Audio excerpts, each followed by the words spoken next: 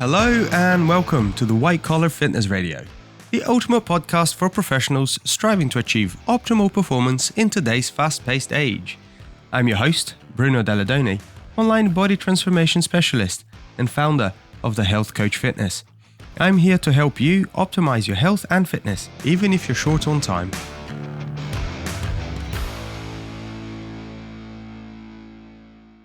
What's happening, everybody? Welcome to the White Collar Fitness Radio. Today, we are discussing some of the latest weight loss drugs. Now, I'm sure you guys have seen the news. These things have been going around recently. So, in light of Monday's episode where we discussed the new milestone, not benchmark, the new milestone that the world has passed of 1 billion people being clinically obese, I thought I'd take the time to talk through these drugs, what they do, and some of the controversies around them, and then some thoughts. Now, I suppose I would be remiss if I didn't take a second to just throw out a quick disclaimer. I am not a doctor. You should, in fact, listen to your doctor. I'm a moron. With that said, what are they? You've got things like Semaglutide and tirzepatide. Honestly, I don't know how to pronounce these things. But anyway, Semaglutide, things like Ozempic or Wegovy. Again, not entirely sure how you pronounce it. Why do they make these names so weird? Anyway, okay, how do they work? So we're going to get a little bit confusing for a second, so just bear with me.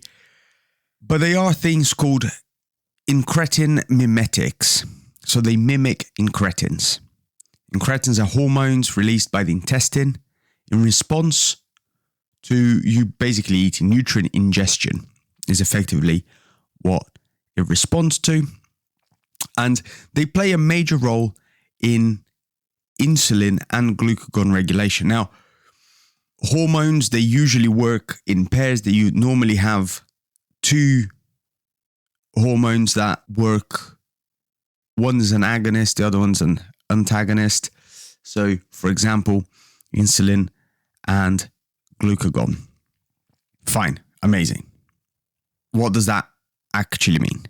It means that what you tend to have with these drugs is better glycemic control. Effectively, you've got better control over your blood sugars, is what we're saying.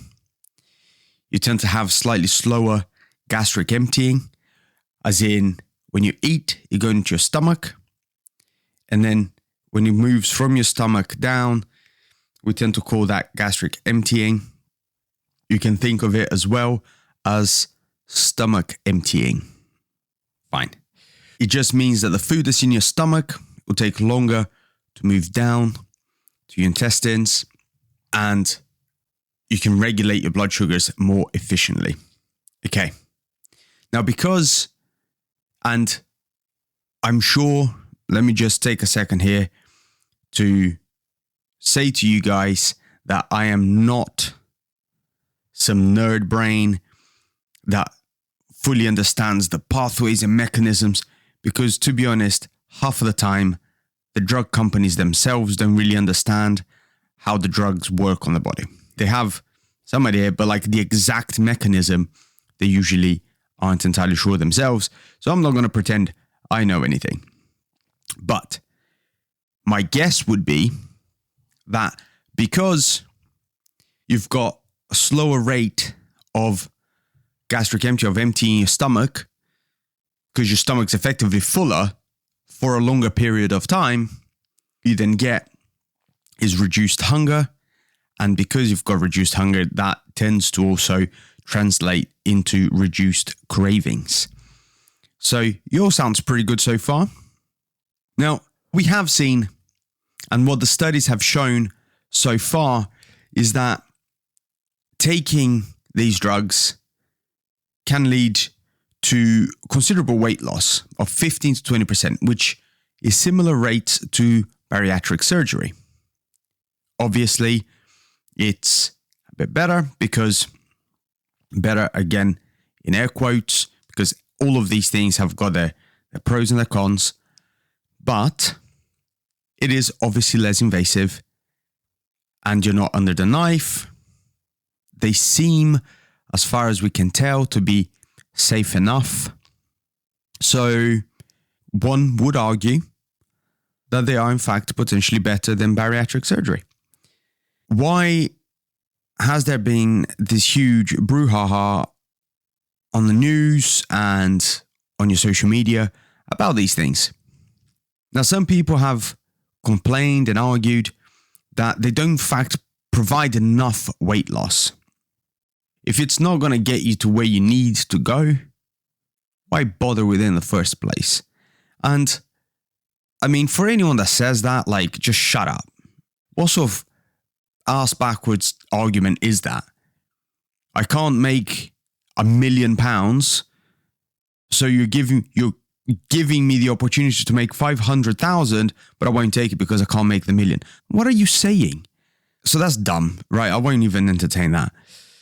Now, weight regain when intervention is stopped. Basically, once you've stopped taking the drug, the weight goes back on. Now, I want you to just think about that one for a second. Take a step back and think about every other intervention. That's a difficult word to say. That you've done yourself, you've taken yourself, or you've seen people take, or you've read on the news, or whatever else. The easiest, simplest one is branded diets. Betty from Accounts has started Weight Watchers. Amazing. First 2 months, she drops like 10 kilos. Awesome. What the hell? What is this? And then she's like, I know what I'm doing. Awesome. I know what's happening. I'll do this myself because actually I don't want to pay the £20 a month to keep going to the meetings and keep getting weighed. So I'm just going to go off and do my thing. And inevitably, the 10 kilos come back. Maybe some more, just to put her really back in her place, because how dare you try to get rid of us? We've all seen it happen. So, where am I going with this? Where I'm going with this is weight regain is usual when most interventions are stopped. Okay, so whether you've started a new exercise routine to drop a few pounds and that has worked, and then you're like, sweet, I've done it. You stop the exercise, weight goes back on. You start a new diet, whatever diet, pick whatever diet. You do that for a bit, it works some, and then you stop, and it goes away. It's not uncommon to see interventions you almost get the reverse effect once you stop them. And if you really think about it, there is some sense to that, right? If you've added exercise in and then you stop and you go back to doing nothing, all the calorie expenditure that you had by doing the exercise is now also gone. What did you think was going to happen? Fairies going to appear? Obviously not. And this is the same, right? You take the drug, you take your Ozempic, it's working miracles, you've dropped a ton of weight, and then your doctor starts weaning you off the stuff because you got to where you need to be, and then the weight starts creeping back up. So this actually leads to the next criticism, the next controversy, which is there are large losses of fat-free mass. Now, fat-free mass is a fancy word or fancy term for muscle tissue, bone density, all of these things. Basically stuff that isn't body fat. And really, whenever we think about weight loss, what we're really thinking about is fat loss. No one should want, in their right mind, to lose muscle tissue unless, and this is the caveat, unless you're a 400-pound pro bodybuilder, you look like a freak, and you realize that's putting a massive strain on your heart, maybe you might want to drop some muscle tissue. But let's be honest, if you're listening to this podcast, you're definitely not in that category. That was pointless. Okay, amazing. So that's what we're talking about is fat-free mass is anything that isn't fat.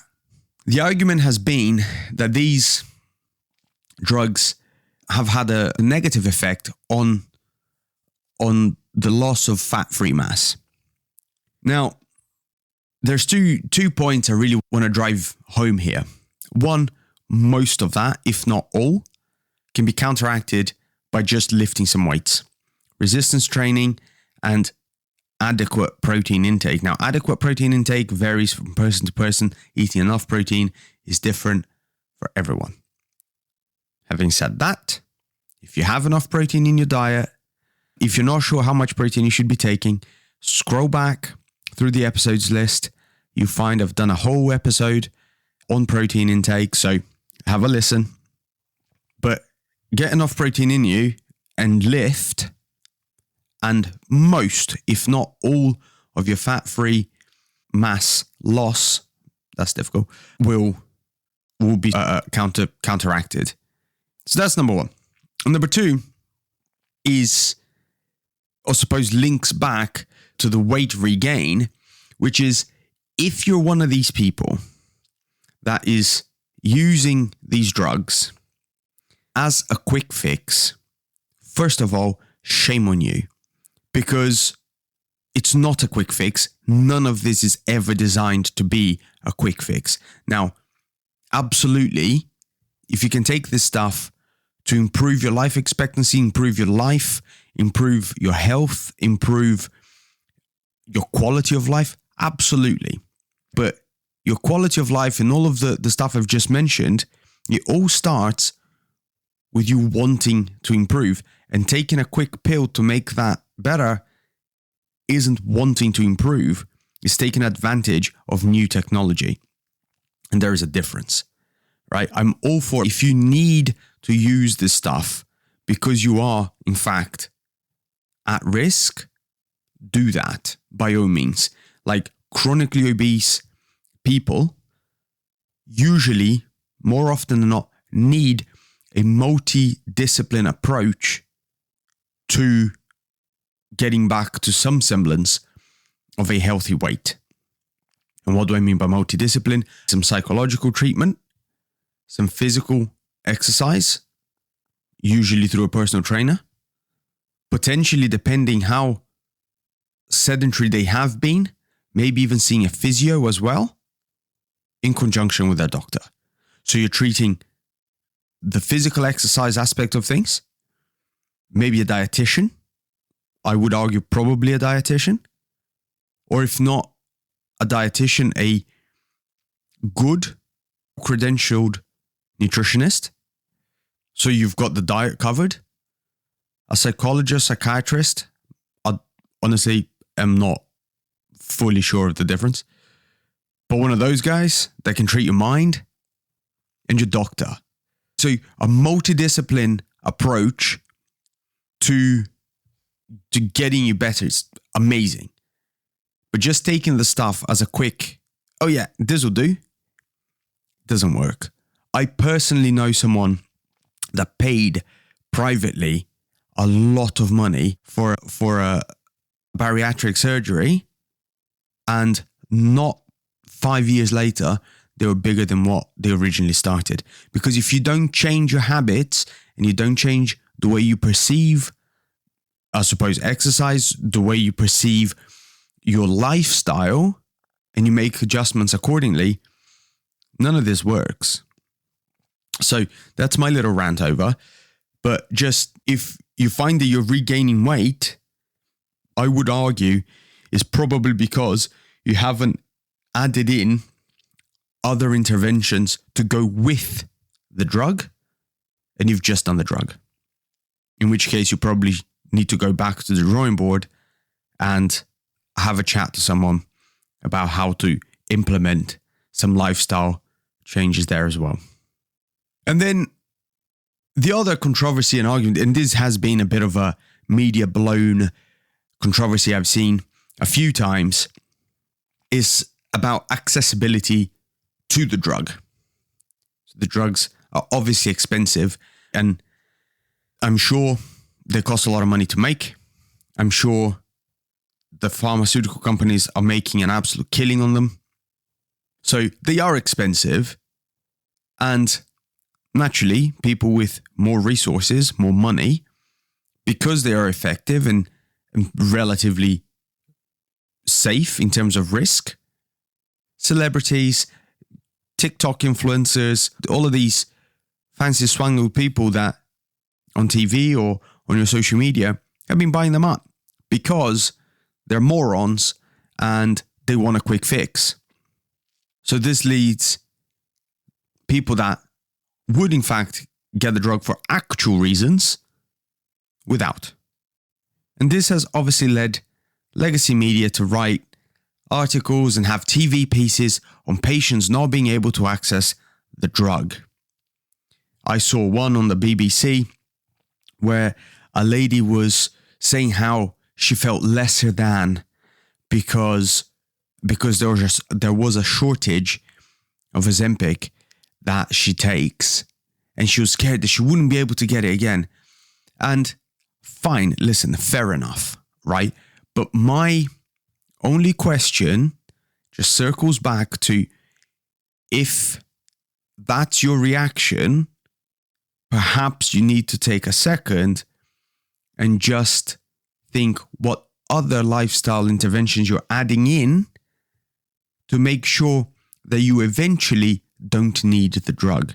Now, I would encourage doctors that are prescribing this stuff to not just prescribe the stuff as a quick fix to your patients.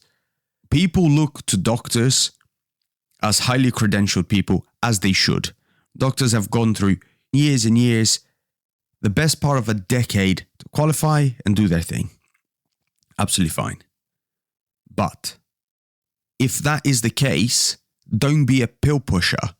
Take a second and realize that for you, that's just another patient that has come in with the same thing that you've already seen 50 times today. But for them, that is their life that you're taking liberties with. So take a second, and if you're going to prescribe something like this and you think is best, obviously best, you are a doctor, you know what you're doing, but just also prescribe, potentially refer them out to a psychologist, to a dietitian, refer them out to other disciplines that can help long term. Because if the goal is to save money for the NHS long term, let me tell you, prevention is far better than finding better drugs.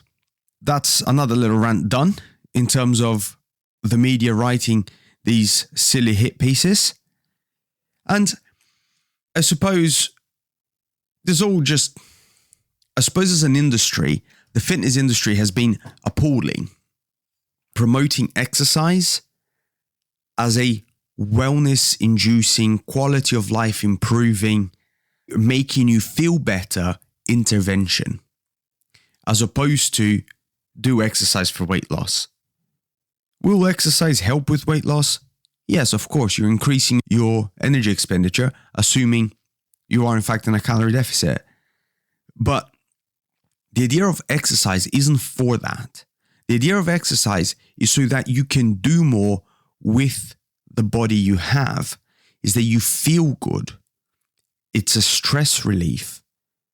You go and you do some heavy deadlifts instead of punching Mark from sales in the face because he was an idiot earlier. That's why you exercise, so you can run with your kids better when they are toddlers or children and you don't want to pull your back out or pull a hamstring. That's why you exercise. You exercise because it gives you life. And will it help with body image related goals? Yeah, of course it will. If you structure it for it to do that. But it's a little bit like when I spoke about healthy foods versus having a weight loss focused your nutrition intake. It's different. Like you can have your 2 avocado toasts with eggs and highly nutritious, with some seeds sprinkled on top. Amazing. Really nutritious. Packed with good fats and some fiber and this and that, and amazing.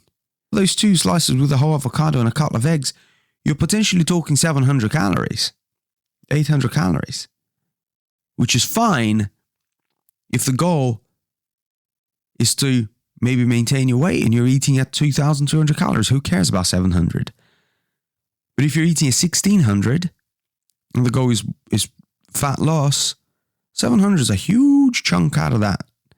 Why am I saying this? I'm saying this because if you structure your exercise so that you enjoy it, you can go at it again, it's fun for you, maybe it's hard in the moment, but it's fun and you enjoy it, then the focus isn't about your body image. The fun is about being better, performing better, achieving goals, moving the weight up, doing these things.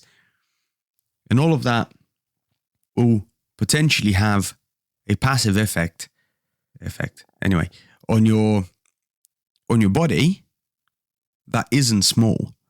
We should be driving people to do more exercise because it's good for you from a quality of life point of view. And that does in fact include having a healthy weight, but that's not the only point of doing exercise. Hopefully that was interesting and helpful to you guys.